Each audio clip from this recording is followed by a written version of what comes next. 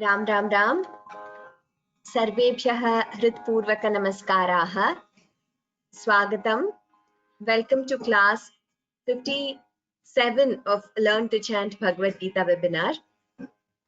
So like you know, we have completed Vibhuti Yoga in the previous class, that is the 10th chapter. We will be commencing a glorious chapter today, which is full of Adbhuta Rasa, that is the Vishwarupa Darshana Yoga, where Bhagavan shows his universal form to Arjuna. So let us begin. Gurureva gatirgurumeva bhaje Gurunaiva sahasmi namo gurave Na guroh paramam shishurasmi guroho Matirasti gurau mama pahi guro Narayanan namaskritya naranchaiva narottamam Devim sarasvatim vyasam tato jayamudirayet वसुदेवसुतं देवं कंसचाणूरमर्दनं देवकी परमानन्दं कृष्णं वन्दे जगद्गुरुम् पार्थाय प्रतिबोधितां भगवता नारायणेन स्वयं व्यासेन ग्रथितां पुराणमुनिना मध्ये महाभारतम् अद्वैतामृतवर्षिणीं भगवतीम् अष्टादशाध्यायिनीम् अम्ब त्वामनुसन्दधामि भगवद्गीते भवद्वेषिणीं नमोऽस्तु ते व्यासविशालबुद्धे फुल्लारविन्दायतपत्रनेत्र येन त्वया भारततैलपूर्णः प्रज्वालितो ज्ञानमयः प्रदीपः मूकं करोति वाचालम् पङ्गुल्लङ्घयते गिरिं यत्कृपातमहं वन्दे परमानन्दमाधवम् सर्वोपनिषदो गावः दोग्धा गोपालनन्दनः पार्थो वत्सः सुधीर्भोक्ता दुग्धं गीतामृतं महत् शान्ताकारं भुजगशयनं पद्मनाभं सुरेशं विश्वाधारं गगनसदृशं मेघवर्णं शुभाङ्गं लक्ष्मीकान्तं कमलनयनं योगिभिर्ध्यानगम्यं वन्दे विष्णुं भवभयहरं सर्वलोकैकनाथम् यं ब्रह्मा वरुणेन्द्ररुद्रमरुतः स्तुन्वन्ति दिव्यैस्तवैः वेदैः साङ्गपदक्रमोपनिषदैः गायन्ति यं सामगाः ध्यानावस्थिततद्गतेन मनसा पश्यन्ति यै योगिनः यस्यान्तन्न विदुः सुरासुरगणाः देवाय तस्मै नमः। धृतराष्ट्र उवाच धर्मक्षेत्रे कुरुक्षेत्रे समवेतायुयुत्सवः मामकाः पाण्डवाश्चैव किमकुर्वत Sanjaya. So like I said, we are commencing Ekadashodhyayah Vishwarupa Darshana Yoga. Last chapter in Vibhuti Yoga, Bhagavan says, Athava bahunaitena kim jnatena tavarjuna vishtabhyahamitam kritsnam ekamshena sthito jagat. And he shows in Vibhuti Yoga his divine manifestations, and says that they are just a few examples he is giving, and his divine manifestations are endless. So that is how he concludes Vibhuti Yoga. And this entire world is pervaded by him, by Bhagavan, by Paramatma, and there is nothing in this world. Natadasti vinayat syat maya bhutam characharam. There is nothing in this world, whether movable or immovable, which does not have Bhagavan. So Bhagavan is there in all beings, movable, immovable, everything. Like they say, Sarvam Brahmamayam Jagat. So with that, we concluded Vibhuti Yoga. Now in Vishwarupa Darshana Yoga, Bhagavan is giving a practical demonstration of whatever he said in Vibhuti Yoga. So in Vishwarupa Darshana Yoga, Bhagavan shows his universal form to Arjuna. He blesses Arjuna with divine eyesight. He says, Divyam dadami te chakshuhu pashyame yoga maishwaram. So I will bless you with divine eyesight, because with these human eyes, human pair of eyes, you will not be able to withstand that divine form. You will not be able to see the divine form. So he blesses Arjuna with divine eyesight, and with that he shows the Vishwarupa Darshana Yoga. Like I said, it is a practical demonstration of whatever he said in the 10th chapter and throughout the Gita. Bhagavan says everywhere, Yomam pashyati sarvatra sarvanchamai pashyati. Here in this 11th chapter, Arjuna visualizes that everything, the entire Vishwam is Vishnuhu. So everything, the entire cosmos, the universe is pervaded by Paramatma, by Bhagavan. It is a very glorious chapter, because those of you who are familiar with the 9 rasas, the Navarasaha, if you see in that, the Adbhuta rasa is so evidently found in this chapter. So a very awe-inspiring description of Bhagavan's form, and it is so glorious that whether you understand each word, whether you understand the language Sanskritam, whether you have studied it before or not, just the chanting of the verses where Bhagavan's form is described, or even listening to the verses, it creates those vibrations. And if you pay attention and with concentration, if you chant or even listen, you will be able to experience that glorious divine form. So it is a great chapter. Like I said, wonderful verses. Even if you do not understand the language, the vibrations itself the verses create are so adbhutam, to say in Sanskritam. So let us begin. Most of the verses, I mean, if you know any Indian language also, you will be able to understand most of the verses, how Arjuna is awestruck and he describes the glorious form of the Lord. And in this chapter, it is a big chapter, and also we come across 4-line shlokas, that is in Upajati Chandah.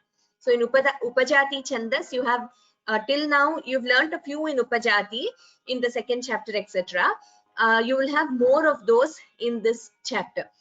Also, another announcement is, those who are attending the first 9 chapters will know that from the 9th chapter onwards, we started moving a little fast so that we'll be able to cover more shlokas.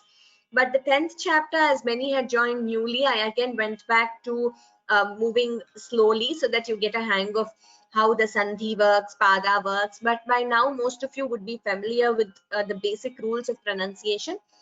So what we are going to do from today is, I will chant a Pada, that is a quarter of a shloka, and followed by Anucharanam by our panelists, that is repetition. And after each Pada, I will straight away move to chanting the entire shloka. And the panelist will also repeat the entire shloka. So that is what we are going to do for today. If any of you have any comments, observations on this new method of Anucharanam, you can write to me. This we had experimented in the 9th chapter, and we could complete more verses in each class. And because by now you all know the tune, etc., it should be easy for you to follow. So we have our panelists today. Welcome to all of them. One by one, they will assist you in repetition. Ishu?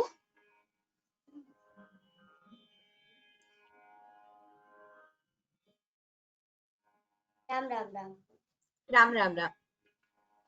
ओम श्री परमात्मने नमः। ओम श्री परमात्मने नमः। ओम श्री परमात्मने नमः। अथ एकादशोऽध्यायः। अथ एकादशोऽध्यायः। अथ एकादशोऽध्यायः। विश्वरूपदर्शनयोगः। विश्वरूपदर्शनयोगः। विश्वरूपदर्शनयोगः।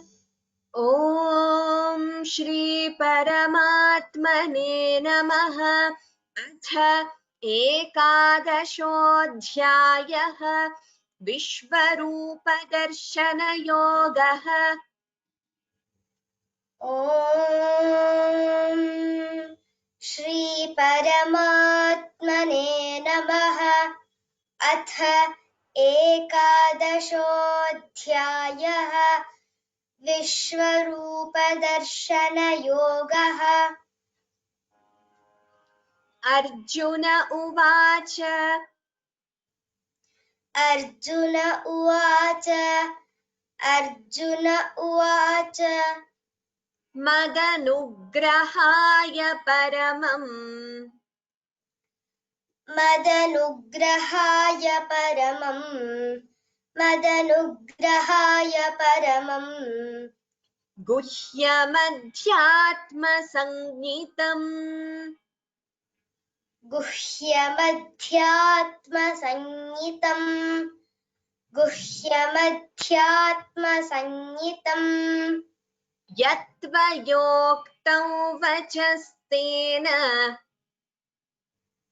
यत्त्वयोक्तौ वचस्तेन। यत्त्वयोक्तौ वचस्तेन। मोहोऽयं विगतो मम। मोहोऽयं विगतो मम। मोहोऽयं विगतो मम। अर्जुन उवाच। मदनुग्रहाय परमम् गुह्यमध्यात्मसंज्ञितम्। यत्त्वयोक्तौ वचस्तेन मोहोऽयं विगतो मम। अर्जुन उवाच। मदनुग्रहाय परमम् गुह्यमध्यात्मसंज्ञितम्। यत्त्वयोक्तौ वचस्तेन मोहोऽयं विगतो मम। Uttamam. We'll move to the next verse. भवाप्ययौ हि भूतानाम्। Ishu? भवाप्ययौ हि भूतानाम्। भवाप्ययौ हि भूतानाम्। श्रुतौ विस्तरशो मया। श्रुतौ विस्तरशो मया। श्रुतौ विस्तरशो मया।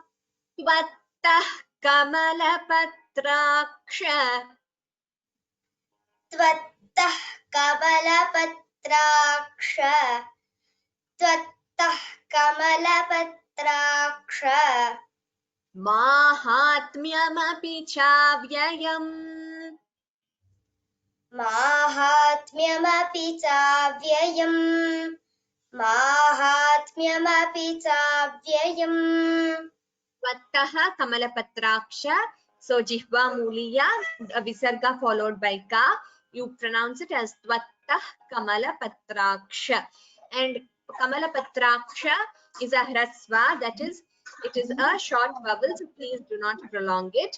And Kamalapatra, here he is referring to Bhagavadi, Krishna. I request all of you to please be on mute, getting some echo from somewhere. We will repeat this. Bhavapyayau hi bhutanam shrutau vistarasho maya tvattah kamalapatraksha mahatmyamapi chavyayam.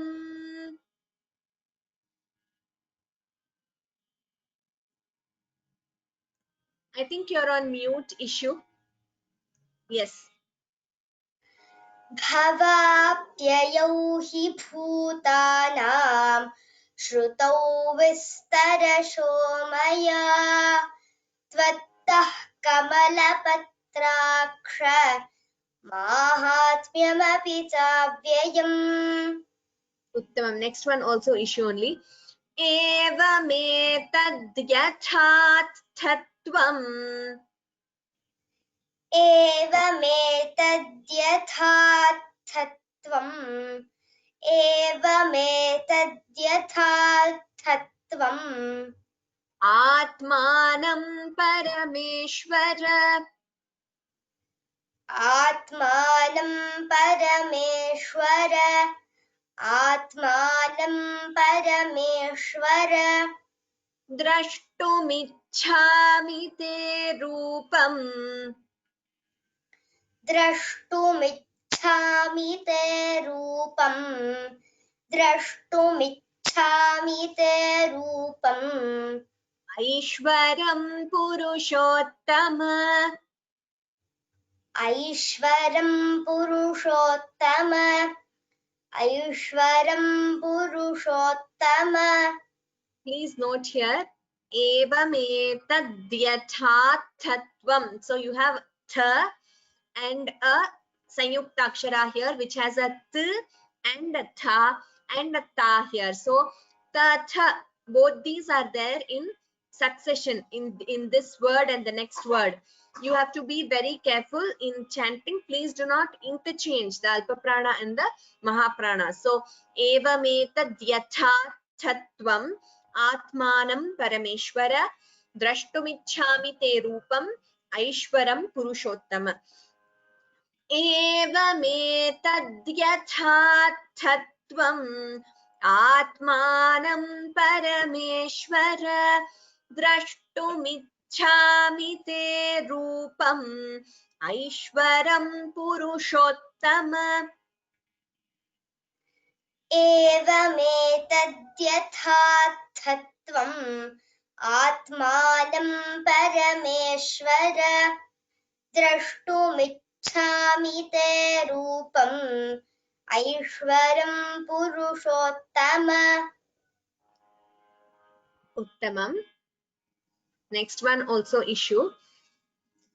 Manyase yadi tacchakyam.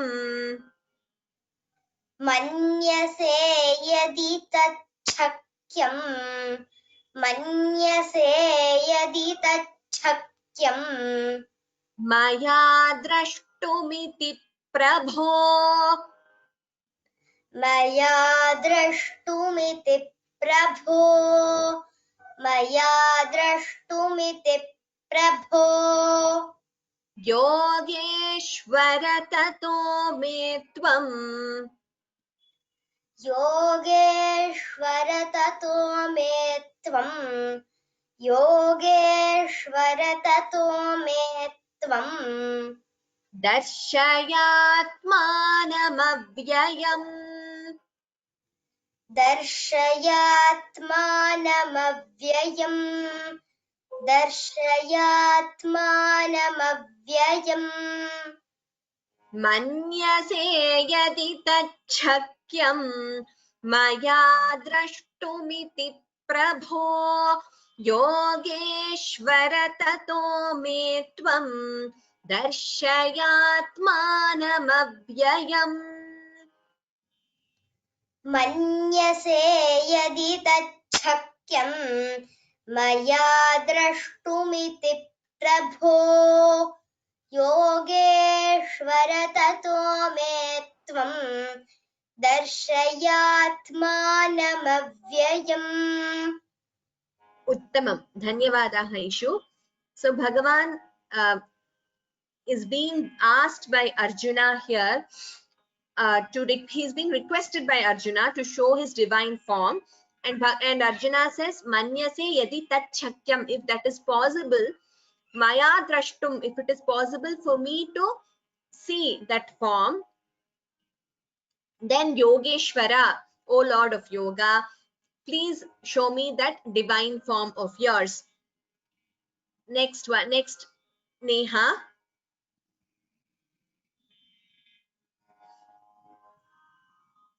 I'm going to repeat all the verses, whatever I teach in this class at the end of the class as usual. So if you have any doubts, you can listen to them, listen to the verses again.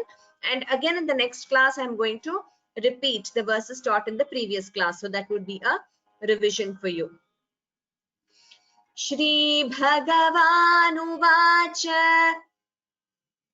श्रीभगवानुवाच श्रीभगवानुवाच Pashya me partharupani. पश्य मे पार्थरूपाणि पश्य मे पार्थरूपाणि शतशोऽथ सहस्रशः. शतशोऽथः सहस्रशः There is no thaha. It is shatashotha sahasrashah. It is not shatashotha. Shatashotha sahasrashah. Shatashotha sahasrashah. शतशोऽथ सहस्रशः शतशोऽथ सहस्रशः नानाविधानि दिव्यानि. नानाविधानि दिव्यानि नानाविधानि दिव्यानि नानावर्णाकृतीनि च. नानावर्णाकृतीनि च नानावर्णाकृतीनि च Here Rupani, Divyani, Cha, all these are Hrasvasvaraha. So please do not prolong them. Shri Bhagavanuvacha Pashya me partha Rupani Shatashotha sahasrashah Nana vidhani divyani Nana varnakritini cha. श्रीभगवानुवाच पश्य मे पार्थरूपाणि शतशोऽथ सहस्रशः नानाविधानि दिव्यानि नानावर्णाकृतीनि च Next one. Pashyadityan vasun rudran. पश्यादित्यान् वसून् रुद्रान् पश्यादित्यान् वसून् रुद्रान् Ashvinau marutastatha. अश्विनौ मरुतस्तथा Bahunyadrishtapurvani.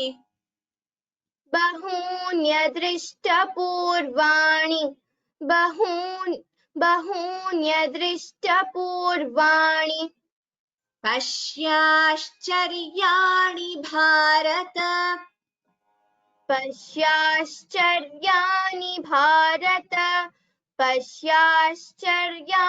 Bharata Pashyadityan vasun rudran. Ashvinau marutastatha. Bahunyadrishtapurvani. Pashyashcharyani Bharata. पश्यादित्यान् वसून् रुद्रान् अश्विनौ मरुतस्तथा बहून्यदृष्टपूर्वाणि पश्याश्चर्याणि भारत पश्याश्चर्याणि Bharata Bahunya drishta, this is drishta, bahuni adrishta purvani, many adrishta purvani which have not been seen before. So adrishta, dr, and this is sha and ta. Please pronounce that letter carefully. Adrishta purvani. You should not make mistakes while chanting that. Next one, Prithvi.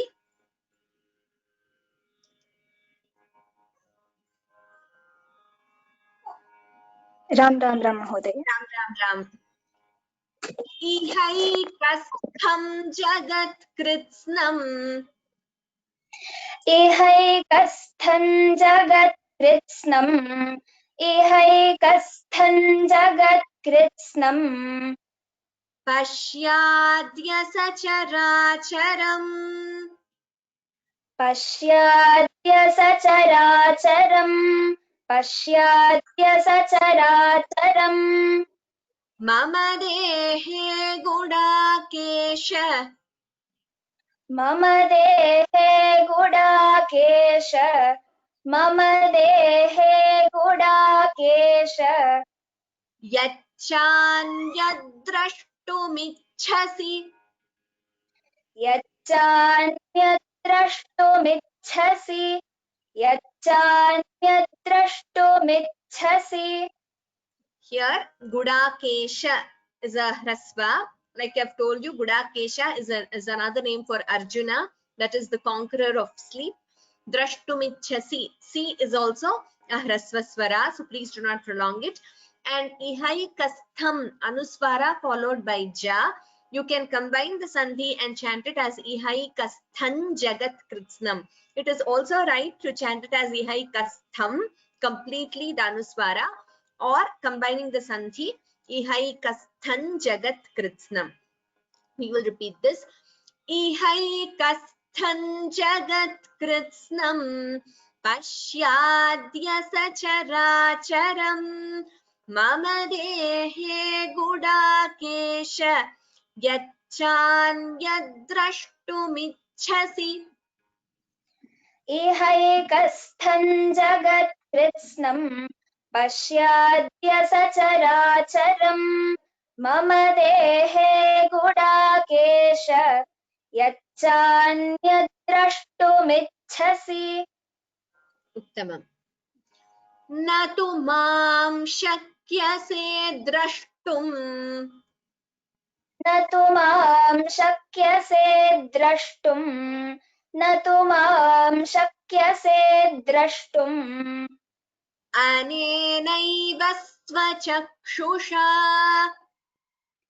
अनेनैव स्वचक्षुषा अनेनैव स्वचक्षुषा दिव्यं ददामि ते चक्षुः दिव्यं ददामि ते चक्षुः दिव्यं ददामि ते चक्षुः पश्य मे योगमैश्वरम् पश्य मे योगमैश्वरम् पश्य मे योगमैश्वरम्। Here please note the splitting. Natumam shakyase drashtum anenaiva swachakshusha. It is also correct to chant it as is given. Natumam shakyase drashtum anenaiva swachakshusha. In which case you're not going to pause. Then you can chant it as drashtum anenaiva. But if you're going to pause after the first pada, then you have to split it as drashtum anenaiva swachakshusha. Here anenaiva swachakshusha, there is a dvitvam, a double pronunciation of sa. So anenaiva swachakshusha.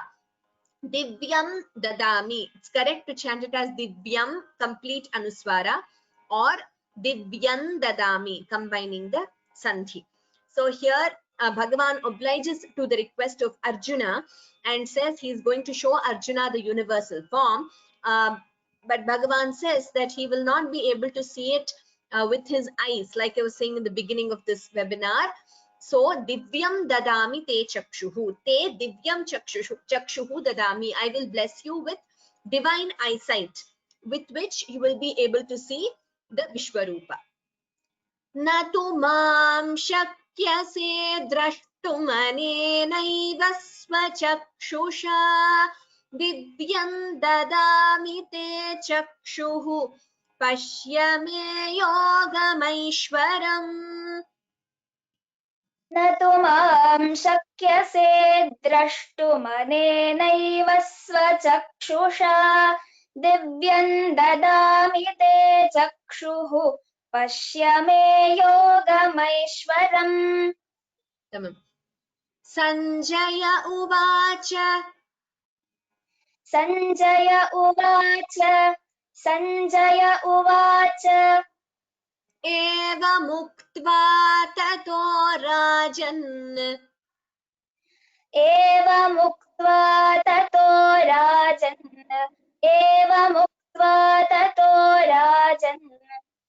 Mahayogeshvaro harihi.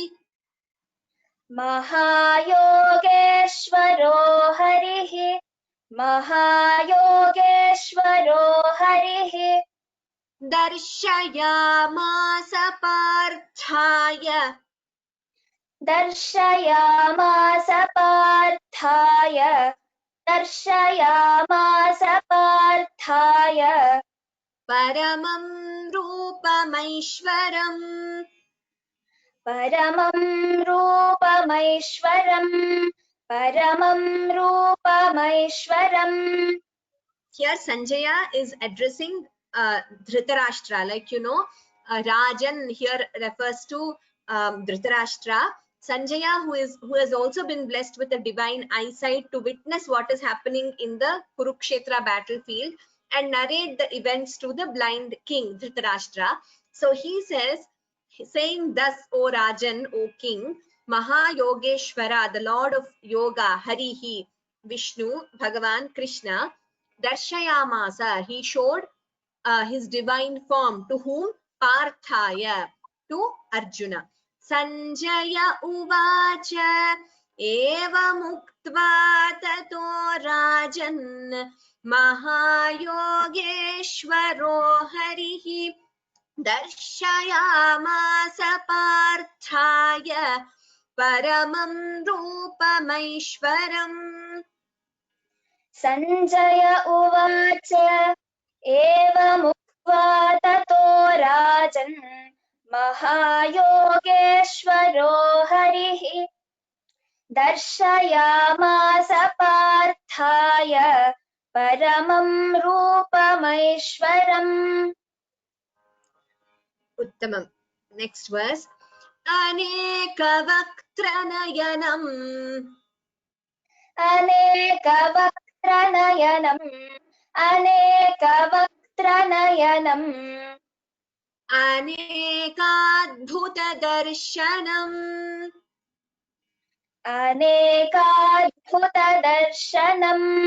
अनेकाद्भुतदर्शनम् Anekadivyabharanam.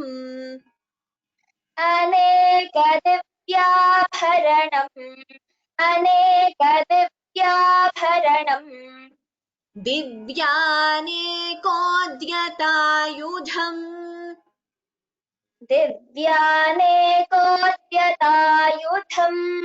दिव्यानेकोद्यतायुधम् Anekavaktranayanam. Anekadbhutadarshanam. Anekadivyabharanam. Divyanekodhyatayudham. अनेकवक्त्रनयनम् अनेकाद्भुतदर्शनम् अनेकदिव्याभरणम् दिव्यानेकोद्यतायुधम्. धन्यवादाः पृथ्वी. उत्तमम्. Anuradha Bhagini. Anuradha, please unmute yourself. Divyamalyambaradharam. दिव्यमाल्याम्बरधरम् दिव्यमाल्याम्बरधरम् दिव्यगन्धानुलेपनम्. दिव्यगन्धानुलेपनम् दिव्यगन्धानुलेपनम् सर्वाश्चर्यमयं देवम्. सर्वाश्चर्यमयम् देवम् सर्वाश्चर्यमयम् देवम् अनन्तं विश्वतोमुखम्. अनन्तं विश्वतोमुखम् अनन्तं विश्वतोमुखम्. All these verses are Sanjaya describing the universal form to Dhritarashtra. Divyamalyambaradharam divyagandhanulepanam sarvashcharyamayam devam anantam vishvatomukham. दिव्यमाल्याम्बरधरम् दिव्यगन्धानुलेपनम् सर्वाश्चर्यमयम् देवम् अनन्तं विश्वतोमुखम्. Here, Sarvashcharyamayam Devam, you can chant the Visarga, the Anuswara, sorry, completely or combining the Sandhi. Sarvashcharyamayam Devam. Both are right. We will move to the next verse now. Divi Surya Sahasrasya.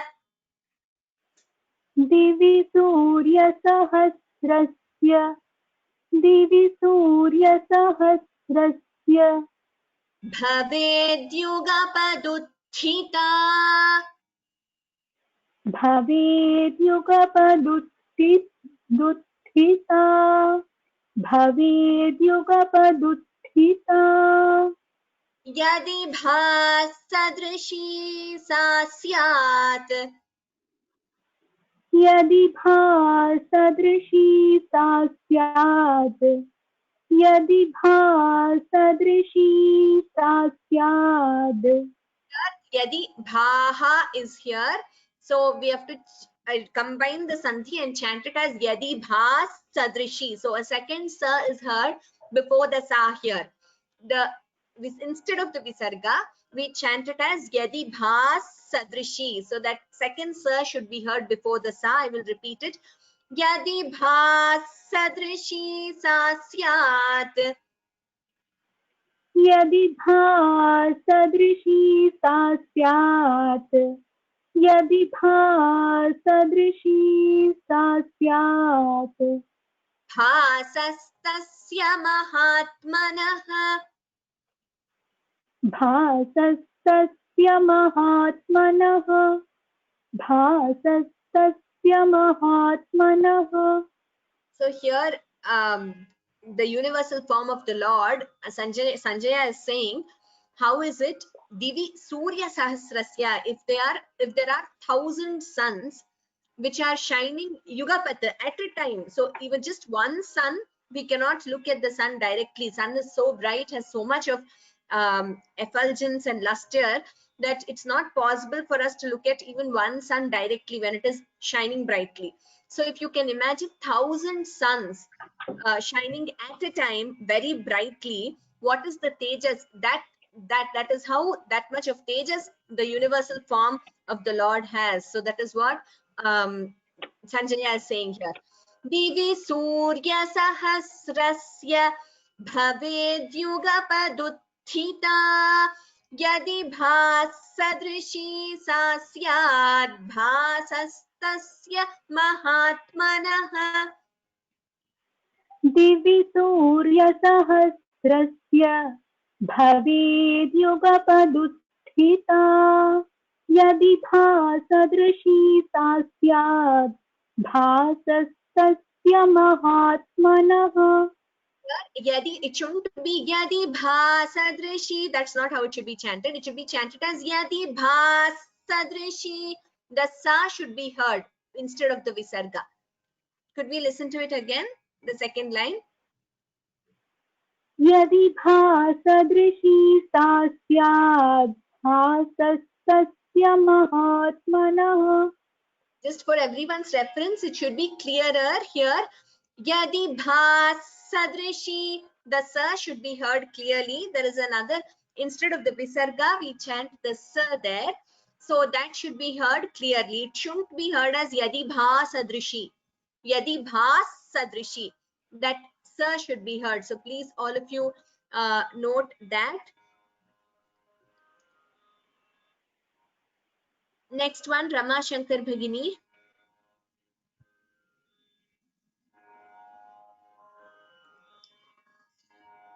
Tatraikastham jagat kritsnam.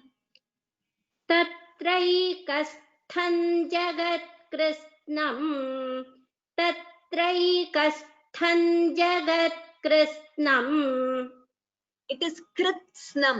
Kritsnam. Please note, all of you, the word, we have come across this word before also. It is kritsnam. Every letter should be heard clearly. Tatraikastham jagat kritsnam. तत्रैकस्थं जगत्कृत्स्नं तत्रैकस्थं जगत्कृत्स्नं. Pravibhaktamanekadha. प्रविभक्तमनेकधा प्रविभक्तमनेकधा. Apashyadevadevasya. अपश्यद्देवदेवस्य अपश्यद्देवदेवस्य. Sharire pandavastada. शरीरे पाण्डवस्तदा शरीरे पाण्डवस्तदा. So here, tatraikastham jagat. You can combine and chant it as tatraikastham jagat kritsnam. Please note this word, jagat kritsnam. Krit, sa, na, and an anuswara. Each and every letter should be heard, and you can't interchange the positions as you like it. It should be heard clearly as is given.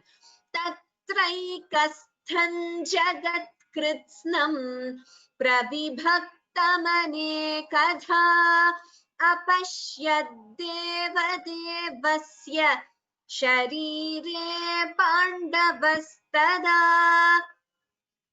तत्रैकस्थं जगत्कृत्स्नं प्रविभक्तमनेकधा अपश्यद्देवदेवस्य शरीरे पाण्डवस्तदा. ततः स विस्मयाविष्टः. ततः स विस्मयाविष्टः ततः स विस्मयाविष्टः. हृष्टरोमा धनञ्जयः. हृष्टरोमा धनञ्जयः हृष्टरोमा धनञ्जयः. प्रणम्य शिरसा देवम्. प्रणम्य शिरसा देवम् प्रणम्य शिरसा देवम्. कृताञ्जलिरभाषत. कृताञ्जलिरभाषत कृताञ्जलिरभाषत.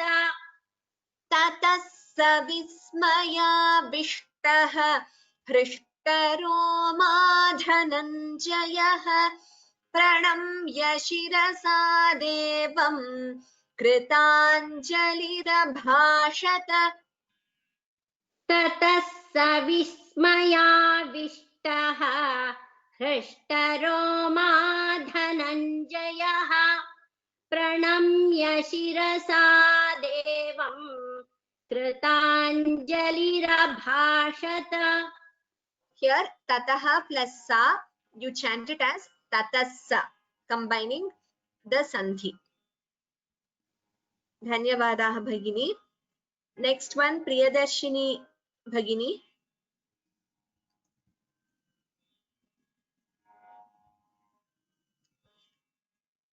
So then Sanjaya says, having seen the form, Hrishtaroma Dhananjayaha, Pranamya Shirasa Devam, having bowed down to Bhagavan, he says thus. Now we move on to what Arjuna says, how Arjuna describes what he is seeing as Vishwarupa.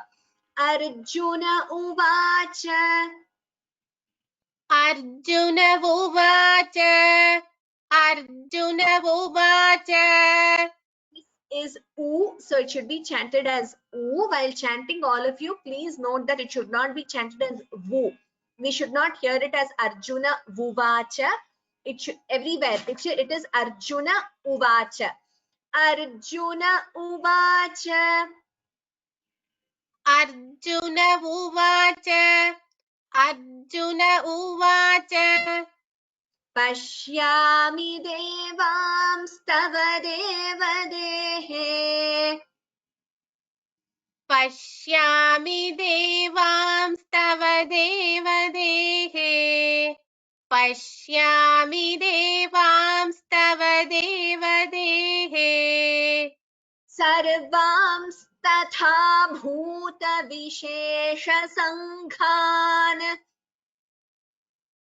सर्वांस्तथा भूतविशेषसङ्घान् सर्वांस्तथा भूतविशेषसङ्घान्. Here it is sarvams tatha. The ta is alpa prana, tha is mahaprana. That should not be interchanged. It should be chanted as sarvams tatha. And here again, the sha, sha and sa, all three you see in succession. So each and every letter should be chanted correctly. Bhuta Vishesha Sanghan. We cannot interchange and chant however we like. I've told you the difference between this sha, this is Shankara sha, this sha, Shanmukha, and this is sa. So please note that. And here tatha, that also should be chanted clearly. Sarvams tatha bhuta vishesha sanghan. सर्वांस्तथा भूतविशेषसङ्घान्. Sha should be chanted clearly, Bhagini. Vishesha. Sarvams tatha bhuta vishesha sanghan. सर्वांस्तथा भूतविशेषसङ्घान्. सर्वांस्तथा भूतविशेषसङ्घान्. ब्रह्माणमीशं कमलासनस्थम्. ब्रह्माणमीशं कमलासनस्थम्. ब्रह्माणमीशं कमलासनस्थम्. ऋषींश्च सर्वानुरगांश्च दिव्यान्. ऋषींश्च सर्वान् ऋगशांश्च दिव्यान्. No, it is sarvan uragamscha. There is no dr there. Rishimscha sarvan uragamscha. Sarvan rishimscha rishis. Sarvan uragamscha divyan. Rishimscha sarvan uragamscha divyan. ऋषींश्च सर्वानुरगांश्च दिव्यान्. ऋषींश्च सर्वान् उरगांश्च दिव्यान्. अर्जुन उवाच पश्यामि देवांस्तव देवदेहे सर्वांस्तथा भूतविशेषसङ्घान् ब्रह्माणमीशं कमलासनस्थम् ऋषींश्च सर्वानुरगांश्च दिव्यान् अर्जुन उवाच पश्यामि देवांस्तव देवदेहे सर्वांस्तथा भूतविशेषसङ्घान् ब्रह्माणमीशं कमलासनस्थम् ऋषींश्च सर्वानुरगांश्च दिव्यान्. Next one, Suvarna Sudagoni Bhagini.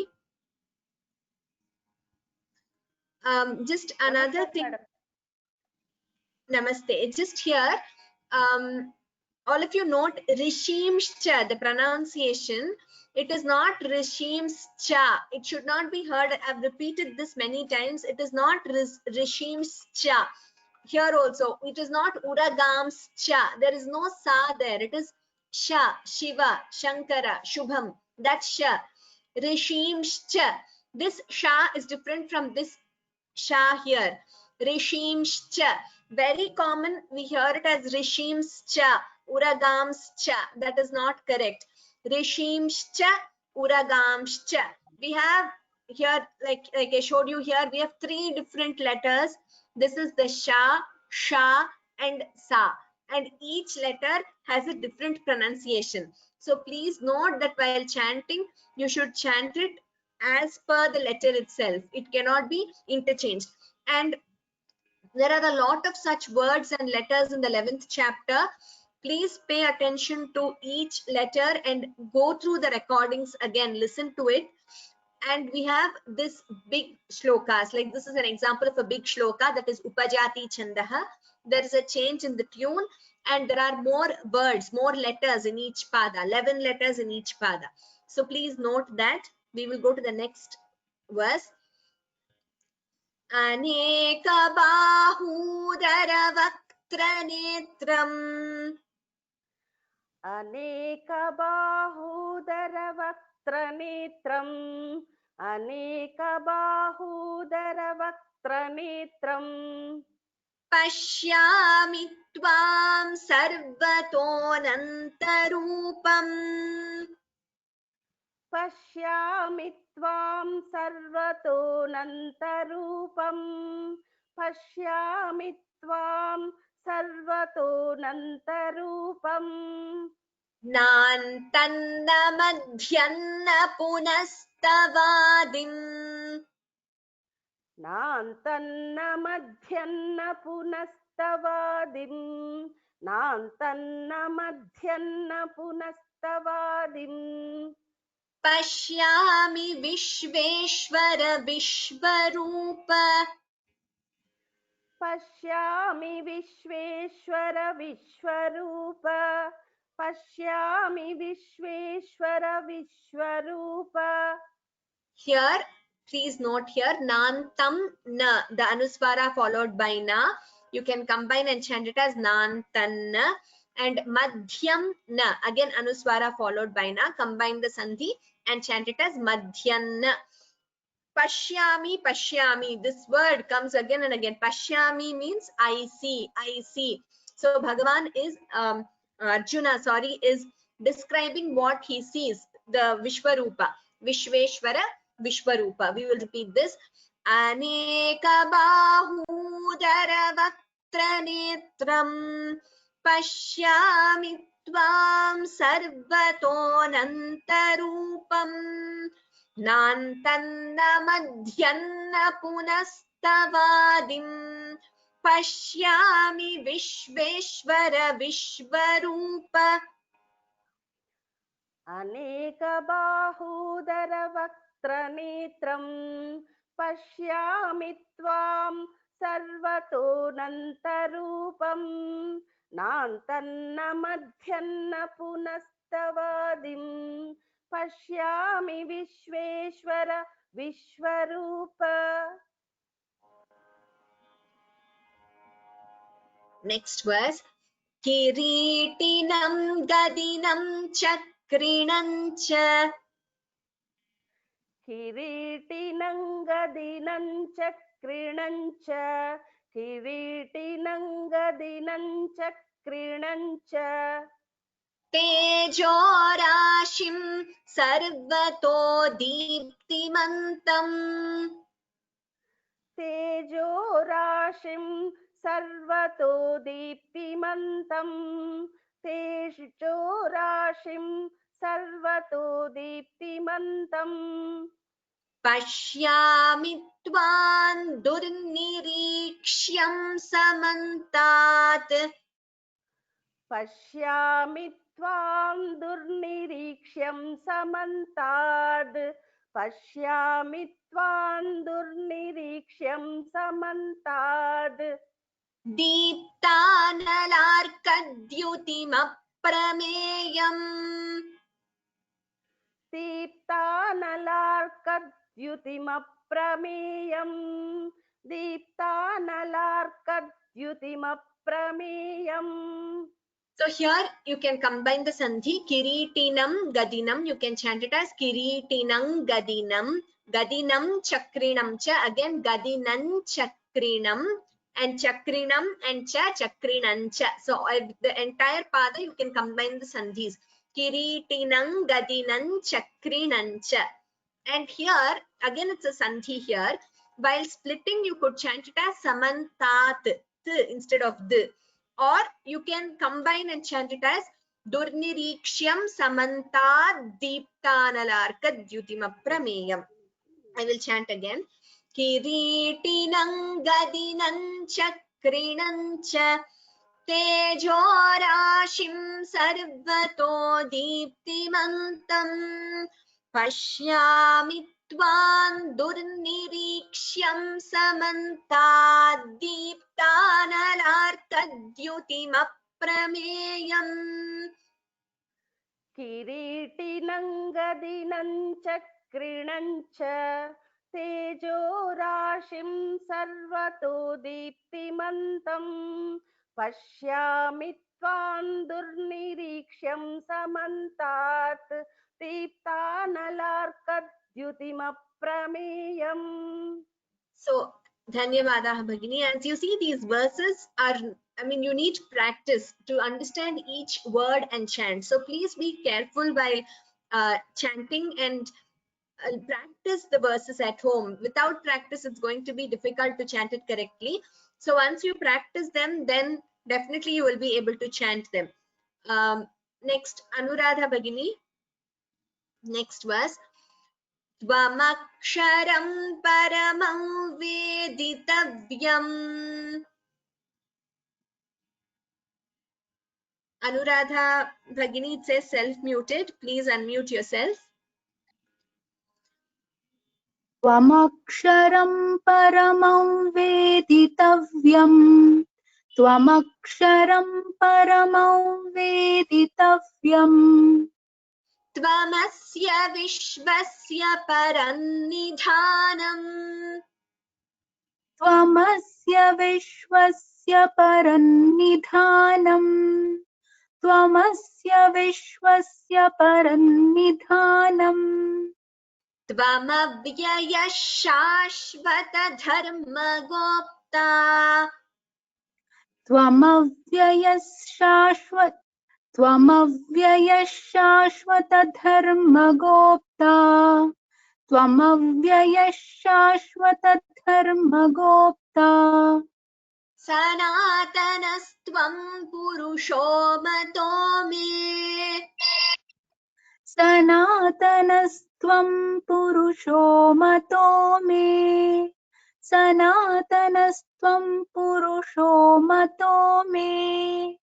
Here Tvamaksharam, you are the ultimate Aksharam, that is the Parabrahma Aksharam, that which does not reduce, that Nakshiyate.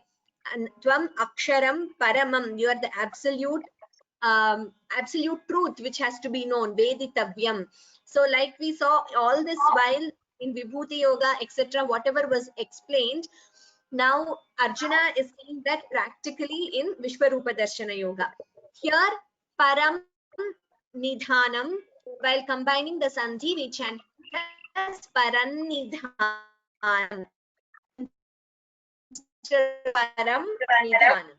Here tvam avyayah, that which avyaya is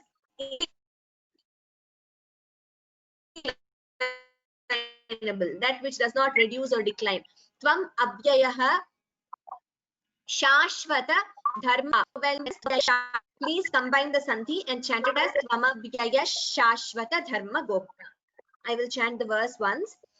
Tvamaksharam paramam veditavyam tvamas tvamavyaya shashvata dharma gopta sanatanas purusho mato me. त्वमक्षरं परमं वेदितव्यं त्वमस्य विश्वस्य परन्निधानम् त्वमव्ययः शाश्वतधर्मगोप्ता सनातनस्त्वं पुरुषो मतो मे.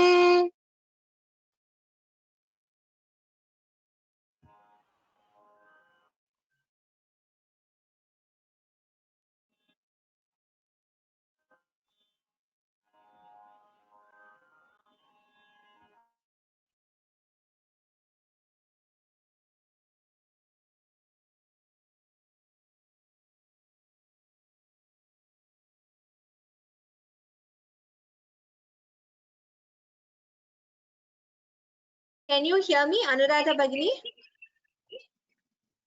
Yes, ma'am. Just now. Yes. Sorry. Yeah, okay.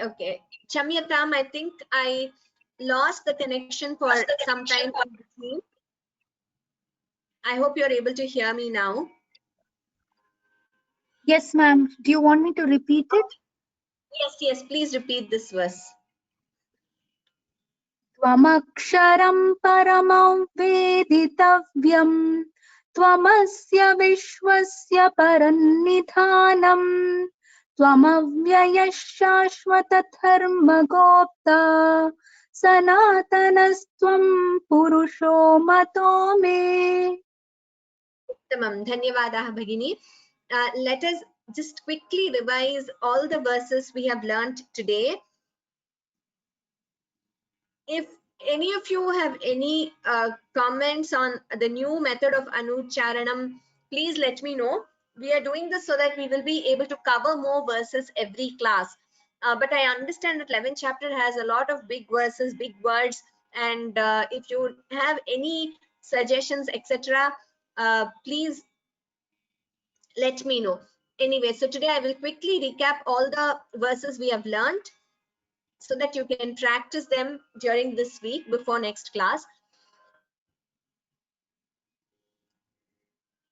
Om Shri Paramatmane Namaha. Atha Ekadashodhyayah Vishvarupa Darshana Yogaha. Arjuna Uvacha Madanugrahaya Paramam Guhyamadhyatma Sangitam Yatvayoktam Vachastena Mohoyam Vigato Mama Bhavapyayau hi bhutanam Shrutau vistarasho maya Tvattah Kamalapatraksha Mahatmyamapi chavyayam Evametadyathāttvam Atmanam Parameshvara Drashtumichhami te rupam Aishvaram Purushottama Manyase yadi tacchakyam Maya drashtumiti prabho Yogeshvara tato me tvam Darshayatmanamavyayam. Shri Bhagavanuvacha Pashya me partharupani Shatashodha sahasrashah Nana vidhani divyani Nana varnakritini cha पश्यादित्यान् वसून् रुद्रान् अश्विनौ मरुतस्तथा बहून्यदृष्टपूर्वाणि पश्याश्चर्याणि भारत इहैकस्थं जगत्कृत्स्नम् पश्याद्य सचराचरम् मम देहे गुडाकेश यच्चान्यद्द्रष्टुमिच्छसि न तु मां शक्यसे द्रष्टुमनेनैव स्वचक्षुषा दिव्यं ददामि ते चक्षुः पश्य मे योगमैश्वरम् सञ्जय उवाच एवमुक्त्वा ततो राजन् महायोगेश्वरो हरिः दर्शयामास पार्थाय परमं रूपमैश्वरम् अनेकवक्त्रनयनम् अनेकाद्भुतदर्शनम् अनेकदिव्याभरणम् दिव्यानेकोद्यतायुधम् दिव्यमाल्याम्बरधरम् दिव्यगन्धानुलेपनम् सर्वाश्चर्यमयम् देवम् अनन्तम् विश्वतोमुखम् दिवि सूर्यसहस्रस्य भवेद्युगपदुत्थिता यदि भासदृशी सा स्यात् भासस्तस्य महात्मनः तत्रैकस्थं जगत्कृत्स्नं प्रविभक्तमनेकधा अपश्यद्देवदेवस्य शरीरे पाण्डवस्तदा ततः स विस्मयाविष्टः हृष्टरोमा धनञ्जयः प्रणम्य शिरसा देवं कृताञ्जलिरभाषत अर्जुन उवाच पश्यामि देवांस्तव देवदेहे सर्वांस्तथा भूतविशेषसङ्घान् ब्रह्माणमीशं कमलासनस्थम् ऋषींश्च सर्वानुरगांश्च दिव्यान् अनेकबाहूदरवक्त्रनेत्रम् पश्यामि त्वां सर्वतोऽनन्तरूपम् नान्तन्न मध्यन्न पुनस्तवादिम् पश्यामि विश्वेश्वर विश्वरूप किरीटिनं गदिनं चक्रिणं च तेजोराशिं सर्वतो दीप्तिमन्तम् पश्यामि त्वां दुर्निरीक्ष्यं समन्तात् दीप्तानलार्कद्युतिमप्रमेयम् त्वमक्षरं परमं वेदितव्यम् त्वमस्य विश्वस्य परन्निधानम् त्वमव्ययः शाश्वतधर्मगोप्ता सनातनस्त्वं पुरुषो मतो मे. So we have covered 18 verses today.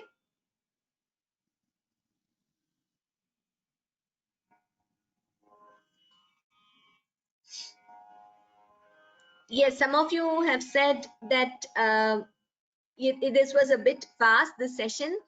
Yes, so like I said, the aim was to cover more verses so that we can complete the chapters faster.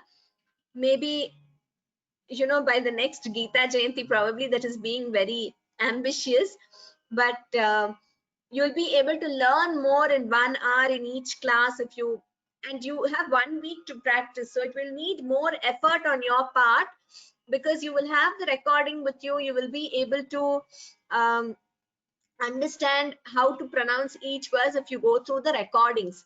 So it will need more homework. If you can learn more verses for each class, but you will have to do more homework by practicing on your own, listening to it again and again. Geeta Bhagini says today is Vamana Ekadashi, very apt to start. Satyam Bhagini, Dhanyavadaha. Yes.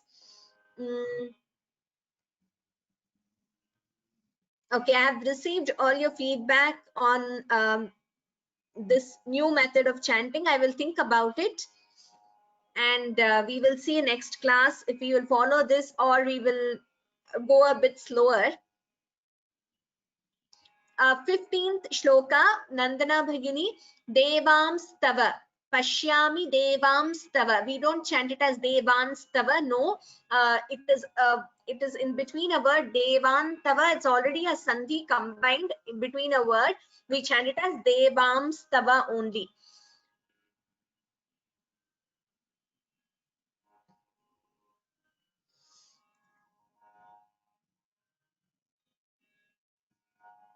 Okay, when you ask me Anuswara before each letter, etc., please give me an example. If you give me an example of a shloka, I will be able to explain the pronunciation.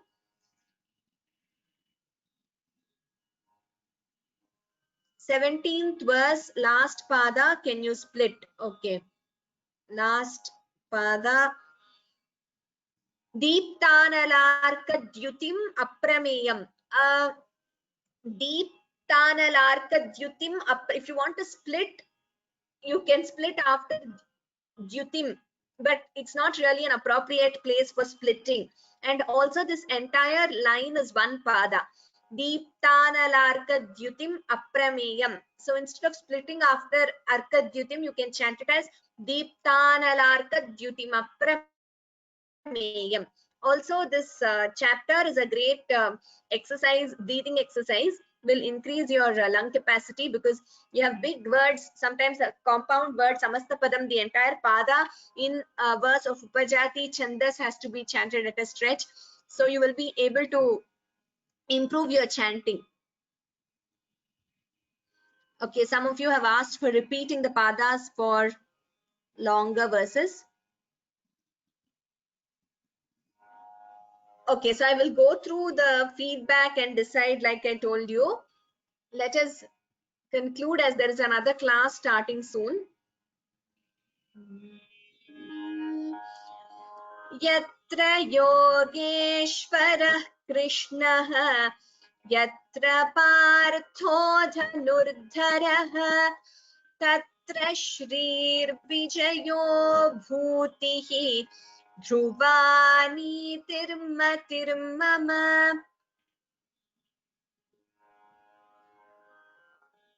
सर्वे भवन्तु सुखिनः सर्वे सन्तु निरामयाः सर्वे भद्राणि पश्यन्तु मा कश्चित् दुःखभाग् भवेत्. ॐ शान्ति शान्ति शान्तिः.